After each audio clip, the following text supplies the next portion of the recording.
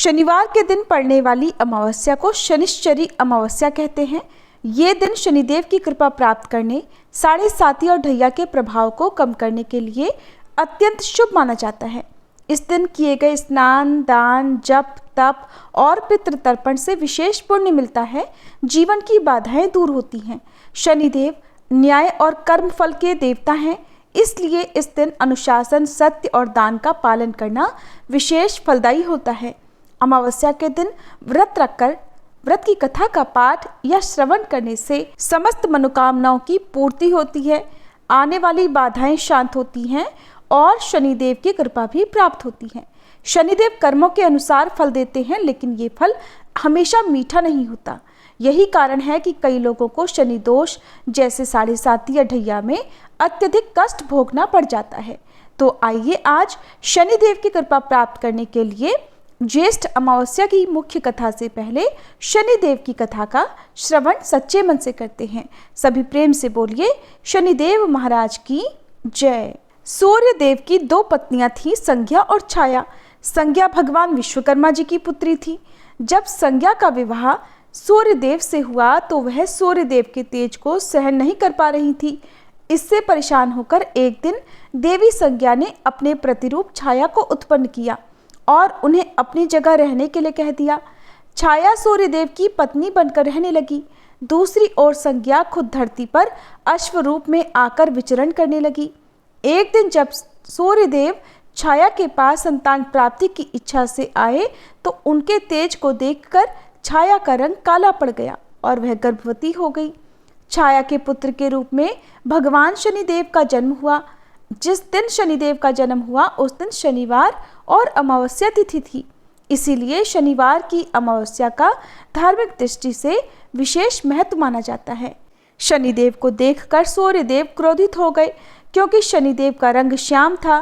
तब सूर्यदेव ने संज्ञा देवी से कहा कि ये मेरा पुत्र नहीं हो सकता। इसके बाद सूर्यदेव को भी ये भेद पता चल गया कि उनकी पत्नी संज्ञा की जगह बहुत समय से छाया रह रही हैं। सूर्यदेव को जैसे ही ये सत्य पता चला, वैसे ही उनका क्रोध और भी अधिक बढ़ गया और वे छाया और शनिदेव को छोड़कर अपनी पहली पत्नी संज्ञा की खोज में चले गए। शनिदेव जब बड़े हुए तब उन्होंने स्वयं को सूर्यदेव से भी अधिक प्रभावशाली और ताकतवर बनाने का प्रण किया और भगवान शिव की तपस्या करने लगे। शिव जी ने शनिदेव की तपस्या से प्रसन्न होकर उन्हें ग्रहों में न्यायाधीश और दंडाधिकारी का पद प्रदान किया। शिव जी ने यह भी वरदान दिया कि हे शनि, नवग्रहों में तुम्हारा विशेष स्थान और सम्मान होगा। तुम्हारे न्याय से तीनों लोकों में कोई भी नहीं बचेगा। तुम सभी जीवों के कर्मों को देखते हुए न्याय करोगे। शिव जी से वरदान पाकर शनिदेव नवग्रहों में विराजमान हो गए। फिर इसके बाद कि सभी नवग्रहों में, जिनमें सूर्य, चंद्र, मंगल, बुध, बृहस्पति, शुक्र, शनि, राहु और केतु में विवाद छिड़ गया कि इन सब में बड़ा कौन है। सभी आपस में विवाद करने लगे, लेकिन कोई निर्णय न निकलने पर देवराज इंद्र के पास वे निर्णय कराने पहुंचे। सभी ग्रहों को अपने सामने उपस्थित देखकर इंद्रदेव घबरा गए। फिर उन्होंने निर्णय करने में अपनी असमर्थता जताई, परंतु उन्होंने ये भी कहा, इस समय पृथ्वी पर राजा विक्रमादित्य का राज है, जो कि अति न्यायप्रिय हैं। वे ही इसका निर्णय कर सकते हैं। तब सभी ग्रह एक साथ राजा विक्रमादित्य के पास पहुंचे और अपना विवाद बताया, साथ ही निर्णय करने के लिए भी कहा। राजा विक्रमादित्य इस समस्या से चिंतित थे, क्योंकि वे जानते थे कि जिस किसी को भी छोटा बताया वही क्रोधित हो उठेगा। तब राजा को एक उपाय सूझा। उन्होंने स्वर्ण, रजत, कांस्य, पीतल, शीशा, रांगा, जस्ता, अभ्रक और लोहे से 9 सिंहासन बनवाए और उन्हें इसी क्रम से रख दिया। फिर उन सबसे निवेदन किया कि आप सभी अपने अपने सिंहासन पर स्थान ग्रहण करें। जो भी अंतिम सिंहासन पर बैठेगा वही सबसे छोटा होगा। इसके अनुसार लौह सिंहासन सबसे बाद में होने के कारण शनिदेव सबसे बाद में बैठे तो वही सबसे छोटे कहलाए। अब शनिदेव को लगा कि राजा ने ऐसा जानबूझकर किया है, तो वह क्रोध में आकर राजा विक्रमादित्य से बोले, राजा तू मुझे नहीं जानता। सूर्य एक राशि में 1 महीना, चंद्रमा 2.25 दिन, मंगल 1.5 महीना, बृहस्पति 13 महीने, बुध और शुक्र 1-1 महीने विचरण करते हैं, लेकिन मैं 2.5 से 7.5 साल तक रहता हूँ। बड़े बड़ों का मैंने विनाश किया है। श्री राम की 7.5 आई तो उन्हें वनवास हो गया, रावण की आई तो उसकी लंका को वानरों की सेना से हारना पड़ा। अब तुम सावधान होकर रहना। ऐसा कहकर कोपित हुए शनिदेव जी वहां से चले गए और तब अन्य ग्रह भी खुशी खुशी चले गए। कुछ समय बाद राजा की 7.5 आई। तब शनिदेव घोड़ों के सौदागर बनकर वहां आए। उनके पास कई सारे बढ़िया घोड़े थे। राजा ने यह समाचार सुनकर अपने अश्वपाल को अच्छे घोड़े खरीदने की आज्ञा दी। उसने कई अच्छे घोड़े खरीदे और एक सर्वोत्तम घोड़े को राजा की सवारी करने दे दिया। अब जैसे ही राजा उस घोड़े पर सवार हुए, वह घोड़ा सरपट वन की ओर भागा और घने जंगल में पहुंचकर वह अंतर्ध्यान हो गया। अब राजा भूख प्यास से भटकते रहे। तब एक ग्वाले ने उन्हें पानी पिलाया। राजा ने प्रसन्न होकर उसे अपनी अंगूठी दी और वह अंगूठी देकर राजा अपने नगर को चल पड़े। वहां उन्होंने अपना नाम उज्जैन निवासी वीका बताया और वहां उन्होंने एक सेठ की दुकान में रुककर जलपान किया। कुछ देर रुककर आराम भी किया। भाग्यवश उस सेठ की उस दिन खूब बिक्री हुई। अब सेठ रूप बदले हुए राजा विक्रमादित्य को अपने साथ अपने घर ले गया। वहां पर राजा ने खूंटी पर देखा कि एक हार टंगा हुआ है जिसे खूंटी निगल रही है। देखते ही देखते थोड़ी देर में पूरा हार गायब हो गया। तब सेठ ने वापस आने पर देखा कि हार तो गायब है। सेठ ने समझा कि वीका ने ही उसे चुराया है। फिर तो सेठ ने कोतवाल के पास उन्हें पकड़वा दिया। अब उस नगर के राजा ने भी राजा विक्रमादित्य को चोर समझकर उनके हाथ पैर कटवा दिए और नगर के बाहर फेंकवा दिया। वहां से एक तेली निकल रहा था जिसे दया आई और उसने वीका को अपनी गाड़ी में बिठाया। वह अपनी जीभ से बैलों को हाँकने लगा। उस समय तक राजा की शनि दशा समाप्त हो गई। वर्षा ऋतु आने पर राजा मल्हार गाने लगे। राजा जिस नगर में थे वहां की राजकुमारी मनभावनी को उनका गाना इतना पसंद आया कि उसने मन ही मन प्रण कर लिया कि वह उस राग गाने वाले से ही विवाह करेगी। राजकुमारी ने दासी को राग गाने वाले को ढूंढने भेजा। तब दासी ने बताया कि वह तो एक चौरंगिया अर्थात अपाहिज है, परंतु राजकुमारी नहीं मानी। अगले ही दिन वह भूख प्यास त्याग कर अनशन पर बैठ गई कि विवाह करेगी तो उसी से करेगी। बहुत समझाने पर भी जब राजकुमारी नहीं मानी तो राजा ने उस तेली को बुला भेजा और विवाह की तैयारी करने को कहा। फिर तो उसका विवाह राजकुमारी से हो गया। तब एक दिन सोते हुए स्वप्न में शनिदेव ने राजा को दर्शन देकर कहा कि राजन, देखा तुमने मुझे छोटा बताकर कितना दुख झेला है। तब राजा ने उनसे क्षमा मांगी और प्रार्थना करते हुए कहा, हे शनिदेव, जैसा दुख मुझे दिया है किसी और को मत दीजिएगा। तब शनिदेव मान गए और कहा कि जो मेरी कथा और व्रत करेगा उसे मेरी दशा में कभी कोई दुख नहीं होगा। जो व्यक्ति रोज मेरा ध्यान करेगा और चींटियों को आटा डालेगा उसकी भी सभी मनोकामनाएं पूर्ण होंगी। और ऐसा कहकर शनिदेव ने राजा को हाथ पैर वापस कर दिए। इधर प्रातःकाल आंख खुलने पर राजकुमारी ने देखा तो वह बड़ी आश्चर्यचकित हुई। तब वीका अर्थात राजा विक्रमादित्य ने राजकुमारी को बताया कि वह उज्जैन के राजा विक्रमादित्य हैं। जानकर सभी अत्यंत प्रसन्न हुए। सेठ ने जब सुना तो वह राजा के पैरों पर गिरकर क्षमा मांगने लगा। राजा ने कहा कि ये तो शनिदेव का क्रोध था, इसमें किसी का कोई दोष नहीं। सेठ ने फिर भी निवेदन किया कि राजन, मुझे शांति तभी मिलेगी जब आप मेरे घर चलकर भोजन करेंगे। तब सेठ ने अपने घर तरह तरह के व्यंजनों से राजा का सत्कार किया। सभी ने देखा कि जो खूंटी हार निगल गई थी वही अब उसे उगल रही थी। सेठ ने अनेक मोहरे देकर राजा का धन्यवाद किया। इसके बाद राजा रानी को लेकर अपने राज्य वापस लौट आए, जहां पर उनका खूब धूमधाम से स्वागत किया गया। राजा विक्रमादित्य ने कहा कि उन्होंने शनिदेव को छोटा बताया था, लेकिन वे तो सर्वश्रेष्ठ हैं।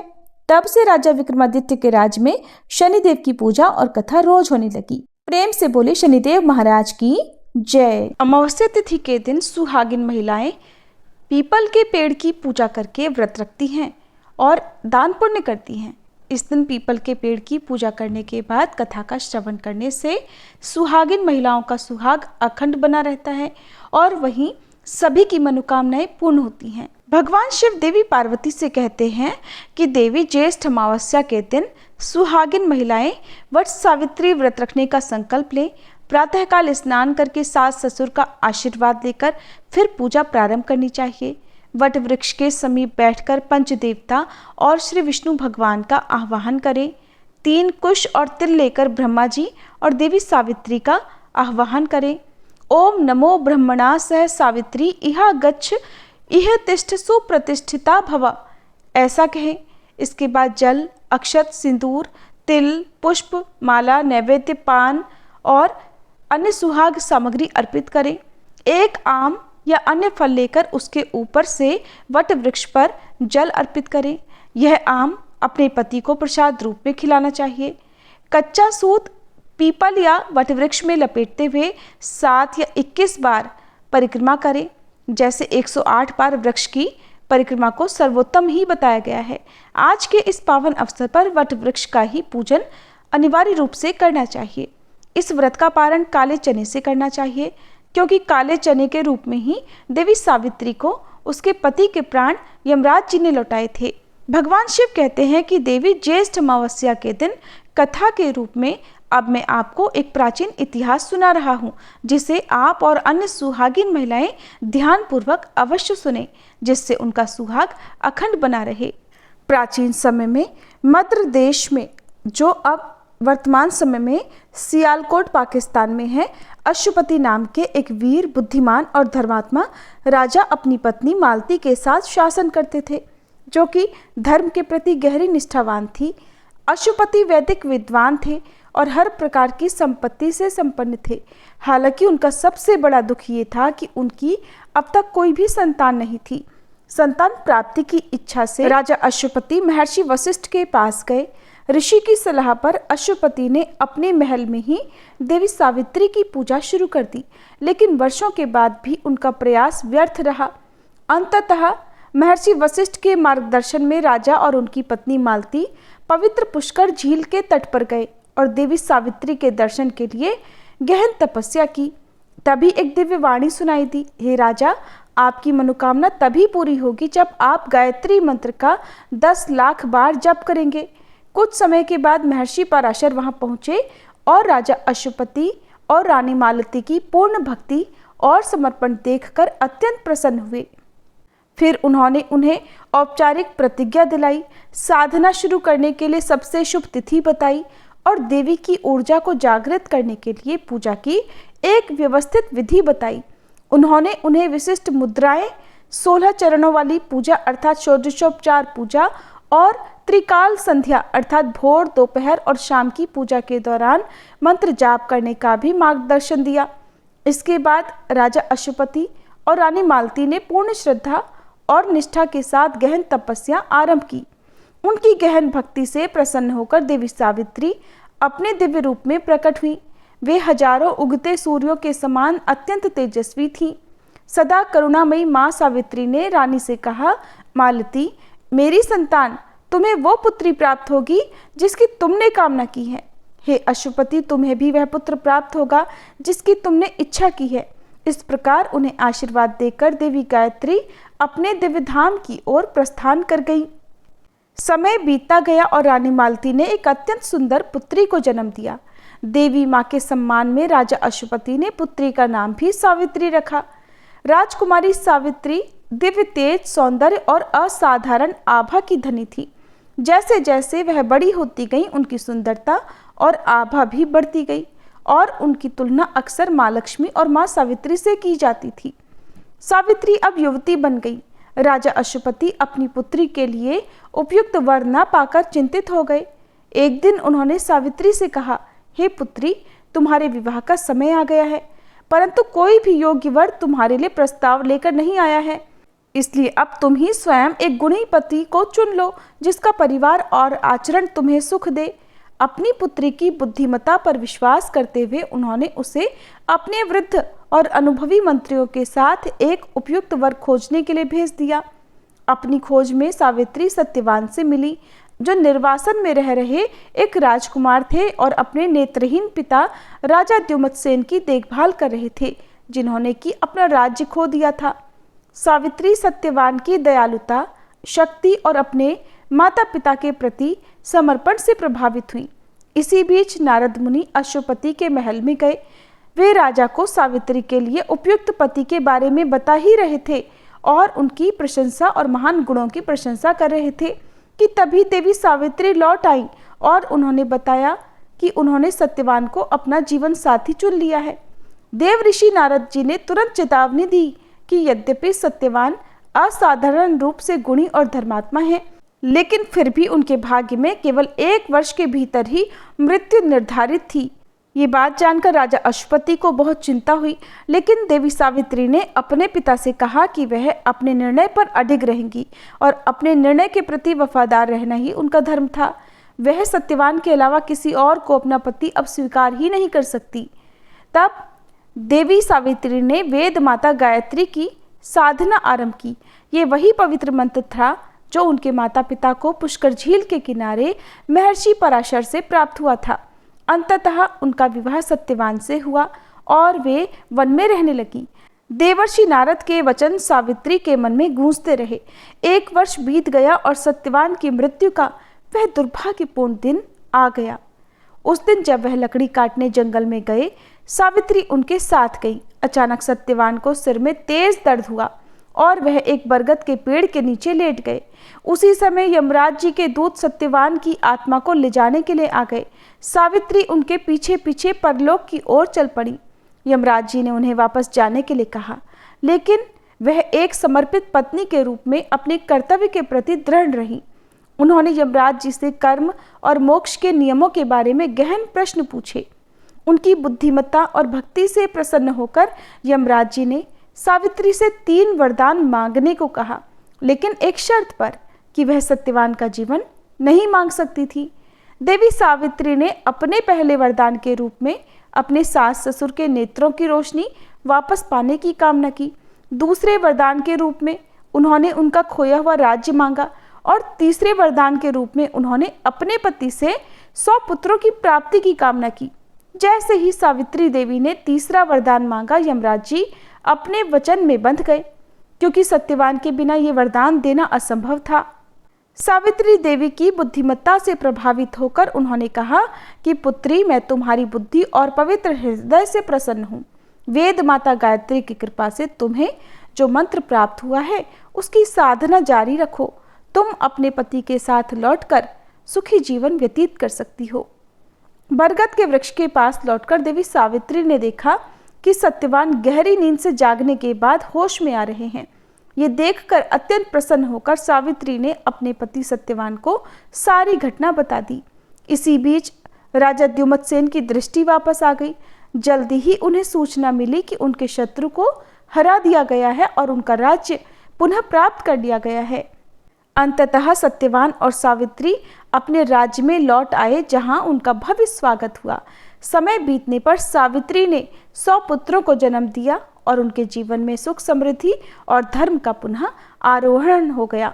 इसलिए ज्येष्ठ अमावस्या के दिन वट सावित्री व्रत की इस कथा को केवल सुहागिन महिलाओं द्वारा ही नहीं सुनना चाहिए, बल्कि हर उस भक्त को सुनना चाहिए जो अपने जीवन में सुख समृद्धि की कामना करता है। प्रिय श्रोताओ, ये थी ज्येष्ठ अमावस्या के दिन सुनी जाने वाली कथा।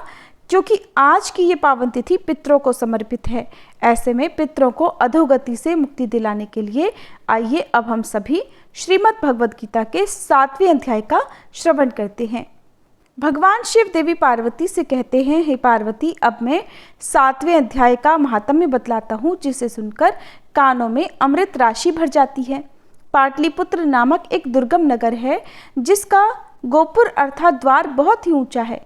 उसी नगर में शंकुकर्ण नामक एक ब्राह्मण देवता रहते थे। उन्होंने वेश्यवृत्ति का आश्रय लेकर बहुत धन कमाया, किंतु कभी भी पितरों का तर्पण नहीं किया और न ही देवताओं का पूजन किया। वह धनोपार्जन में तत्पर होकर केवल राजाओं को ही भोज दिया करता था। एक समय की बात है, उन ब्राह्मण ने अपना चौथा विवाह करने के लिए अपने पुत्रों और बंधुओं के साथ यात्रा की। मार्ग में आधी रात के समय जब वह सो रहे थे, तब एक सर्प ने कहीं से आकर उस ब्राह्मण की बाह में काट लिया। उसके काटते ही ब्राह्मण की ऐसी अवस्था हो गई कि मणि, मंत्र और औषधि आदि से भी उनके शरीर की रक्षा असाध्य जान पड़ी। इसके बाद कुछ ही क्षणों में उस ब्राह्मण देवता के प्राण पखेरु उड़ गए। फिर वह प्रेत योनि में पड़ गए। फिर बहुत समय के बाद वह प्रेत सर्प योनि में उत्पन्न हुआ। उसका चित्त अभी भी धन की वासना में बंधा हुआ था। उसने अपने पूर्व जन्म के वृतांत को स्मरण करके सोचा, मैंने तो घर के बाहर करोड़ों की संख्या में अपना जो धन गाड़ रखा है, उससे इन पुत्रों को वंचित करके स्वयं ही उसकी रक्षा करूंगा। सांप की योनि से पीड़ित होकर पिता ने फिर एक दिन स्वप्न में अपने पुत्रों के समक्ष आकर अपना मनोभाव बताया। तब उसके पुत्रों ने सवेरे उठकर बड़े विस्मय के साथ एक दूसरे से स्वप्न की बातें कही। उनमें से मंझला पुत्र कुदाल हाथ में लेकर घर से निकला और जहां उसके पिता सर्प योनि धारण करके रहते थे उस स्थान पर गया। यद्यपि उसे धन के स्थान का ठीक ठीक पता नहीं था, तो भी उसने चिन्हों से उसका ठीक निश्चय कर लिया और लोभ बुद्धि से वहां पहुंचकर बांबी को खोदना आरंभ किया। तब उस बांबी से एक बड़ा भयानक सर्प प्रकट हुआ जो बोला, ओ मूढ़, तू कौन है? किस लिए आया है? ये बिल क्यों खोद रहा है? किसने तुझे भेजा है? ये सारी बातें मुझे बता। तब पुत्र बोला, मैं आपका पुत्र हूँ, मेरा नाम शिव है। मैंने रात्रि में देखे हुए स्वप्न से विस्मित होकर यहाँ का स्वर्ण लेने का निश्चय किया है। इसी कौतूहल से मैं यहाँ आया हूँ। पुत्र की यह वाणी सुनकर वह सर्प हंसता हुआ उच्च स्वर में इस प्रकार बोला, अगर तू मेरा पुत्र है तो मुझे शीघ्र ही इस बंधन से मुक्त कर। मैं अपने पूर्व जन्म के गाढ़े हुए धन के लिए ही सर्प योनि में उत्पन्न हुआ हूँ। पुत्र बोला, पिताजी, आपकी मुक्ति कैसे होगी? इसका उपाय मुझे बताइए, क्योंकि मैं इस रात में सभी लोगों को छोड़कर आपके पास आया हूँ। पिता ने कहा, बेटा, गीता के अमृतमय 7वें अध्याय को छोड़कर मुझे मुक्त करने में तीर्थ, दान, तप और यज्ञ भी सर्वथा समर्थ नहीं है। केवल श्रीमद् भगवद गीता का 7वां अध्याय ही प्राणियों के जरा, मृत्यु आदि दुखों को दूर करने वाला है। पुत्र, मेरे श्राद्ध के दिन भगवद गीता के 7वें अध्याय का पाठ करने वाले ब्राह्मण को श्रद्धा पूर्वक भोजन कराओ। इससे निस्संदेह मेरी मुक्ति हो जाएगी। वत्स, अपनी शक्ति के अनुसार पूर्ण श्रद्धा के साथ निर्व्यवसी, वेद विद्या में प्रवीण अन्य ब्राह्मणों को भी भोजन कराना। सर्प योनि में पड़े हुए पिता के ये वचन सुनकर सभी पुत्रों ने उसकी आज्ञा अनुसार तथा उससे भी अधिक किया। तब शंकुकर्ण ने अपने सर्प शरीर को त्याग कर दिव्य देह धारण की और सारा धन पुत्रों के अधीन कर दिया। पिता ने करोड़ों की संख्या में जो धन उनमें बांट रखा था, उससे वे पुत्र बहुत प्रसन्न हुए। उनकी बुद्धि क्योंकि धर्म में लगी हुई थी, इसलिए उन्होंने बावली, कुआं, पोखर, यज्ञ तथा देव मंदिर आदि के निर्माण के लिए उस धन का उपयोग किया और अन्नशाला भी बनवाई। इसके पश्चात 7वें अध्याय का सदा जप करते हुए उन्होंने अंत में मोक्ष प्राप्त किया। भगवान कहते हैं, हे देवी पार्वती, ये तुम्हें 7वें अध्याय का महात्म्य बतलाया, जिसके श्रवण मात्र से मानव सभी पातकों से मुक्त हो जाता है। सभी प्रेम से बोलिए श्रीमद् भगवद गीता की जय। अब सुनिए पितृ चालीसा पाठ। हे पितरेश्वर, आपको दे दियो आशीर्वाद, चरणाशीष नवा दियो, रख दो सिर पर हाथ। सबसे पहले गणपत, पाछे घर का देव मनावा जी। हे पितरेश्वर, दया राखियो, करियो मन की चाया जी। पितरेश्वर, करो मार्ग उजागर, चरण रज की मुक्ति सागर। परम उपकार पितरेश्वर कीन्हा, मनुष्य योनि में जन्म दीन्हा। मातृ पितृ देव मन जो भावे, सोई अमित जीवन फल पावे। जय जय जय पितर जी साई, पितृ ऋण बिन मुक्ति नाही। चारों ओर प्रताप तुम्हारा, संकट में तेरा ही सहारा। नारायण आधार सृष्टि का, पितर जी अंश उसी दृष्टि का। प्रथम पूजन प्रभु आज्ञा सुनाते, भाग्य द्वार आप ही खुलवाते। झुंझुनुने दरबार है साजे, सब देवों संग आप विराजे। प्रसन्न होए मन वांछित फल दीन्हा, कुपित होए बुद्धि हर लीन्हा।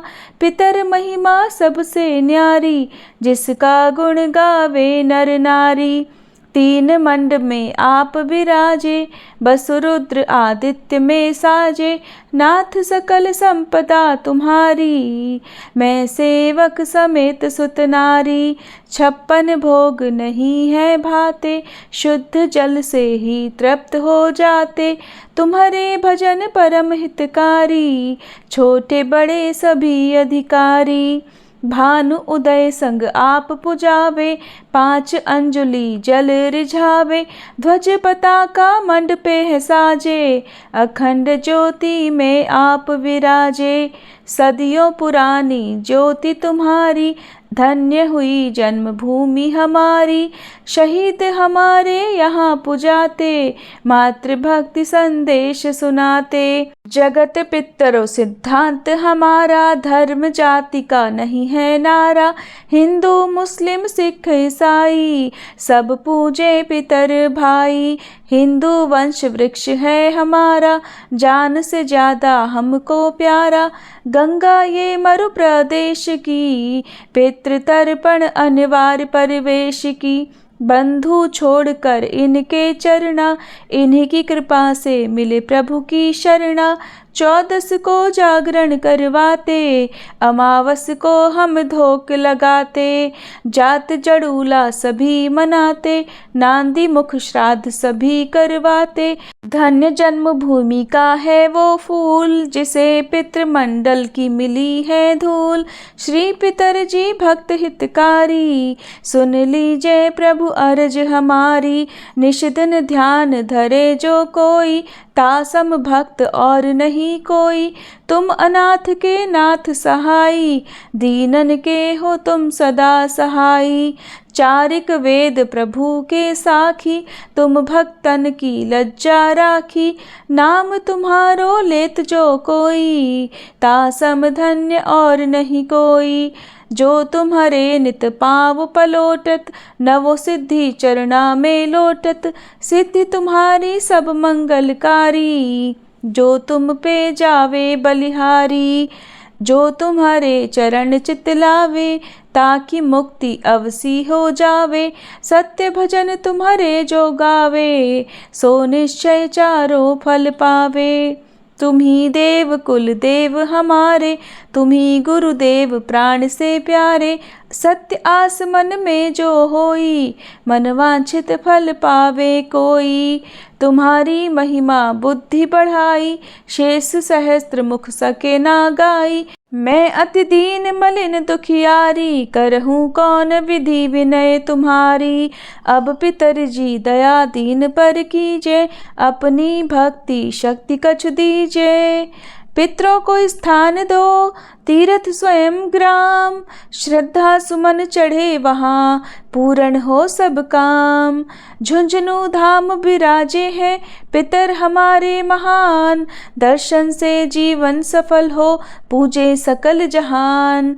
जीवन सफल जो चाहिए, चले झुंझुनू धाम। पितर चरण की धूल ले, हो जीवन सफल महान। सभी प्रेम से बोलिए पितृ देवता की जय।